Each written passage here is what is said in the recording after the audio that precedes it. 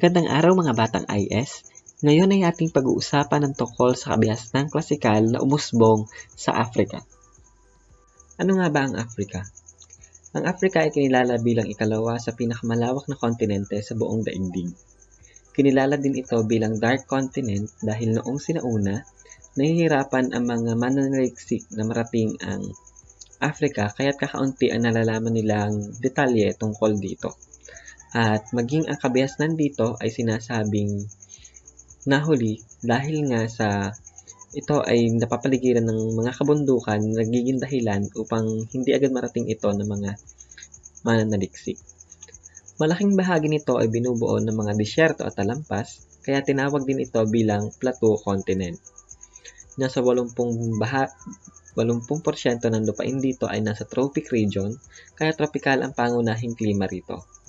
Ang gitnang bahagi naman ng kontinente ay nakararanas ng tropical wet na klima, samantalang ang laylayang bahagi naman ay may klimang arid. Bagamat nasa rehiyong tropikal, ang Afrika, marami pa ring mga salik geograpikal ang sumagabal upang maging mayaman ito sa agrikultura. Ilan sa mga dahilan ito ay walang katiyakang pagbagsak ng ulan sa bawat taon, kakaunting bilang ng ilog, at konsentrasyon ng mga lawa sa bahagi ng Rift Valley. Samantala, pagmimina naman ang naging pangunahing ikinabubuhay ng mga tao rito at may mga ilan-ilan na nagtayo ng pamayanan sa bahagi ng mga oasis. Ang una nating tatalakayin ay mga kabihasnang umusbong sa silangang Afrika. Ngayon ay dumako tayo sa unang kabihasnang nabuo dito, ang kaharian ng Kush at ng Nubians.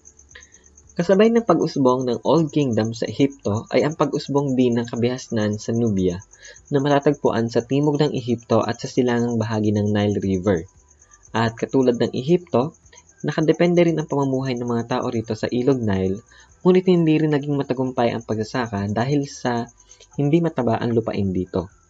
Sa kabila nito, naging mayaman naman ang rehiyon sa yamang mineral kagaya ng ginto, granite at mamahaling mga bato na maaaring ikalakal.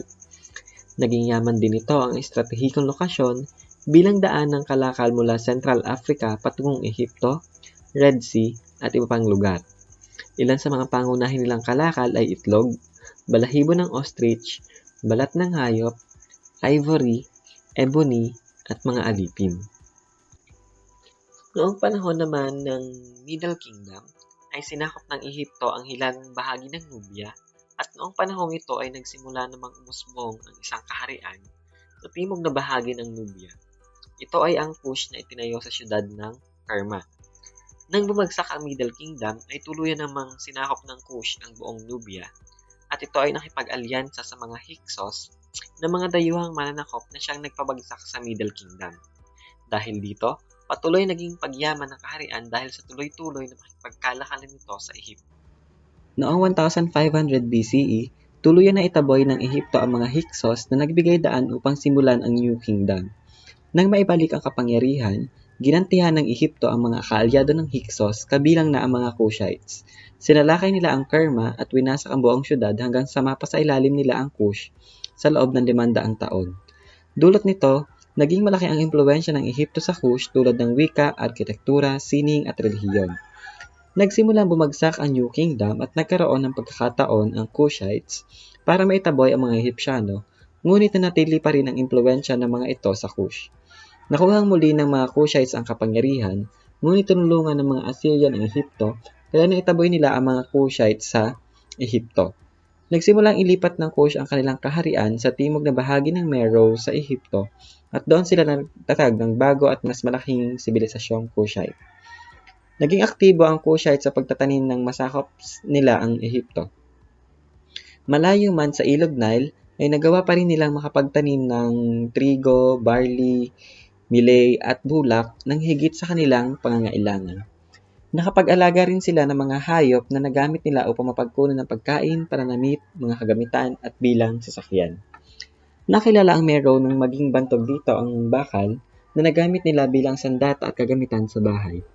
Maliban dito ay mayroon din silang deposito ng iron ore. Sa ngalan naman ng wika ay gumamit sila ng wikang Ehipto kabilang ang wikang Meroitic. Nagsimulang humina ang kaharian ng Kush nang sila ay magapi ng mga Romano na nagbigay daan sa kahariang Aksum upang sila ay sakupin at pabagsakin ng tuluyan. Ngayon ay magdako naman tayo sa Kahariang Aksum at Ethiopia. Ang mga mamamayan ng Aksum ay nagmula sa kanilang mga ninunong magsasakang African at mula sa mga dayuhan na mula sa Arabia. Ang pagkakatatag nito ay kilala bilang isang kahariang pangkalakalan. Ang dalawang pangunahing syudad nito ay ang Aksum na siyang kabisera at ang Adulis na isa namang maunlad na daungan sa bahagi ng Red Sea.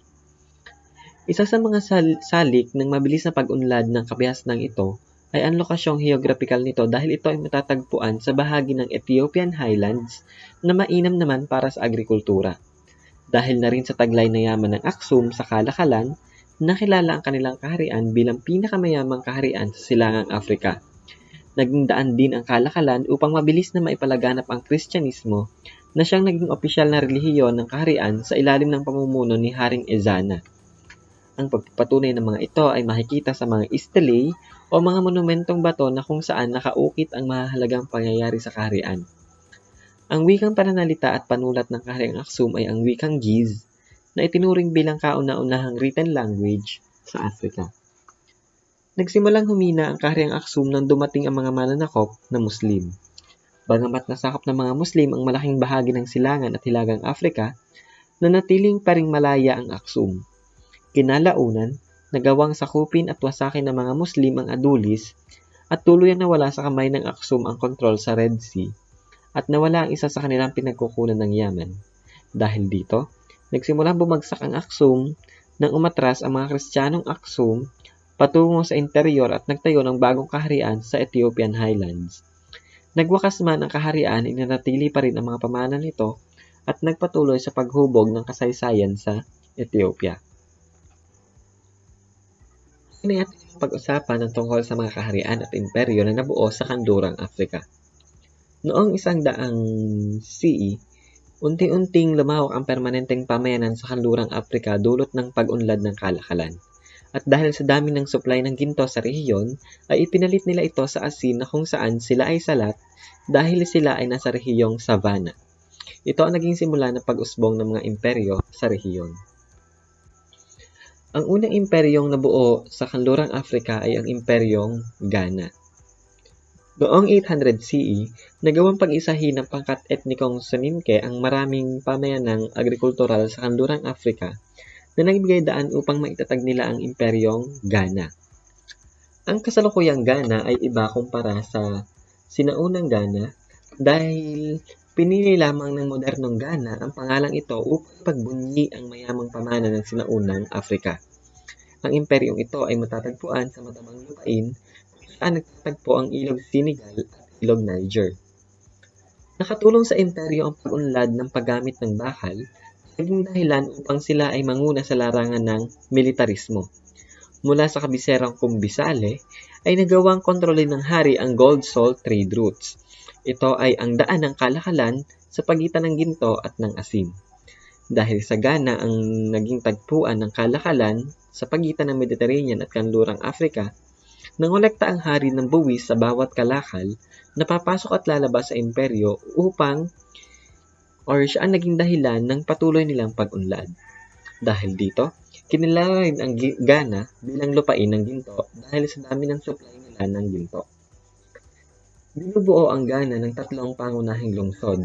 Ito ay ang Timbuktu na naging sentro ng karavan, edukasyon at kalakalan, ang Jenne na naging sentro ng koleksyon ng ginto at aliping mula sa kagubatan, at ang Kumbisale naman na siyang kabiserang lungsod ng imperyo. Nang naglaon ay naipakilala ng mga mangangalakal na Muslim ang kanilang relihiyon sa Ghana at maging ang ilan sa kanilang mga kultura. Hinirang naman ng hari bilang tagapayo at opisyal ng pamahalaan ng ilang mga Muslim. Hiniram din niya ang ilan sa mga kasanayang militar at ideya sa pamamahala ng mga Muslim. Dahil dito, naipakilala ng mga Muslim sa Ghana ang kanilang coinage system at pamamaraan sa negosyo. Unti-unti ay nagawang maakit ng mga naninirahan Muslim ang mga tao rito upang sumapi sa kanilang relihiyong Islam. Hindi naman nagtagal ay sinakop naman sila ng pangkat ng mga Berber, mga relihiyosong Muslim tinatawag na Almoravid sa loob ng 21 taon. Sa pilitan silang pinagbayad ng buwis at pinasanib sa relihiyong Islam, kaya't marami ang lumikas sa ibang lugar. Nag-aklas sila at naitaboy palabas ang mga Almoravid at muli sila naging sentrong pangkalakalan. Hindi nagtagal ay naitaboy din sila palabas ng Ghana at tuluyan na paisailalim ang Ghana ng Imperyong Mali. Ang ikalawa namang imperyong nabuo dito ay ang Imperyong Mali. Matapos magwakas ang Imperyong Ghana, walang isang kaharian na nagawang kumontrol sa gold salt trade routes na kilala rin bilang Trans-Saharan Trade sa loob ng 150 taon. Noong 1230s, naitatag ang isang bagong imperyo, ang Mali na kilala bilang ikalawang pinakamalawak na imperyo sa buong daigdig noong panahong iyon. Ang imperyong ito ay unang pinamunuan ni Sundiata at itinatag niya ang Niani bilang kabisera ng imperyo. Nang nasakop niya ang Ghana, pumili siya ng mga tagapamahala sa gastusin, depensa at ugnayang panlabas ng kaharian. Sa kanyang pamumuno ay muling naipanumbalik ang dating sigla ng kalakalang ginto at asin sa rehiyon. Noong 1312 naman ay nagsimulang mamuno si Mansa Musa na kinilala bilang pinakadakilang hari ng kahariang Mali. Nakontrol niya ang kalakalan at napayaman ang imperyo dahil sa sistema ng pagbubuwis at tuluyan niya ring napasakamay ang gold mining regions at ang mga lugar na may malaking supply ng asin. Dahil dito, hawak na ng Imperyong Mali ang malaking supply ng ginto at ng asin upang maging dahilan ng kanilang patuloy na pagyaman.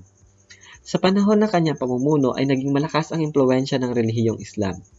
Nagpatayo siya ng mga garang moske, paaralan at aklatan kung saan pinag-aralan ang Quran at ang mga kasulatang Islamiko. Itinatag din niya ang Timbuktu bilang sentro ng edukasyon, relihiyon at kultura sa kanlurang Afrika. Nakuha niya rin ang katanyagan nang magtungo siya sa Mecca kasama ang 60,000 ng mga katao upang tumupad sa Hajj noong 1324. Ang Hajj ay isa sa mga 5 pangunahing itinuturo sa Islam na kung saan kailangan nilang magtungo ng Mecca isang beses sa kanilang buhay. Napukaw niya ang atensyon ng Europa at sa kauna-unahang pagkakataon ay nailagay ang Mali sa mapa ng daigdig. Sa kanyang kamatayan ay tuluyang bumagsak ang Imperyong Mali. Ang kahulihang imperyo naman ay ang imperyo ng Songhai. Ang maliit na kaharian ng Songhai ay ilang siglo nang umiiral matapos itong humiwalay sa kaharian ng Mali noong ika-14 na siglo. Matatagpuan ang kaharian ito sa silangang bahagi ng kaharian ng Mali sa may pampang ng ilog Niger. Dahil sa pakikipag-ugnayan ng imperyo sa Gao, na ipakilala sa Songhai ang Islam at kinalaunan ay nagkaroon ng malaking impluwensya sa kanilang kaharian. Hindi nagtagal ay naging isang malakas na imperyo ang Songhai. Nasakop nito ang Sarkos at ang dating kaharian ng Ghana ang siyang naging kabisera nito. Nagawa rin nilang hamunin ang katayuan ng Imperyong Mali. Sila ay pinamumunuan ng isang militar na tinatawag na Sunni. At sa ilalim ng pamumuno ni Sunni Ali, kilala rin bilang Ali Ber o Ali the Great, naging makapangyarihang imperyo ang Songhai dahil sa pagsakop nito sa mga karatig na kaharian at estado. Naging susi sa kanyang tagumpay ang mahuhusay na kabayuhan o cavalry at hukbong pandagat. Sinakop niya ang Timbuktu, Gao at Jenne. Ginawa niyang sentro ng kaalaman at kulturang Muslim ang Timbuktu at ang Songhai naman ay nakilala bilang pinakamalaki at pinakamalaking imperyong pangkalakalan sa kanlurang Afrika. Nakamit ng imperyo ang rurok ng kahusayang kultural sa ilalim ng pamumuno ni Askia Muhammad at ang kanyang pamumuno ang kinilala bilang gintong panahon ng Songhai. Napalawak niya ang nasasakupan ng imperyo at napalakas ang pamahalaan. Siya ang kauna-unahang leader ng Songhai na naging isang Muslim. Upang maipakita ang commitment sa Islam, nagsagawa rin si Askia ng Hajj patungong Mecca. Para mapanatili ang kontrol sa Trans-Saharan Trade, pinalawak niya ang hangganan ng imperyo hanggang sa mga disyerto sa Hilaga. Nireforma din niya ang pamahalaan sa pamamagitan ng paghirang ng mga Kurminafari para mamahala sa kanlurang bahagi ng imperyo. Ang mga Kurminafari ay ang mga pinunong militar na itinalaga sa bawat bahagi ng imperyo. Nagpagawa rin siya ng mga tanggapan ng pamahalaan sa kabiserang syudad ng Gao. Pinabagsak siya ng kanyang anak na kalaunan ay naging hari rin at noong 1591, Tuluyan silang sinakop ng mga Moroccan gamit ang pulbura at mga kanyon na higit na mas moderno ang kagamitan kumpara sa kanilang mga kagamitan dito sa Imperyong Songhai. Ito naging dahilan upang magtapos ang mga sinaunang kabihas ng klasikal dito sa Afrika at ito ang tungkol sa kabihas ng klasikal sa Afrika.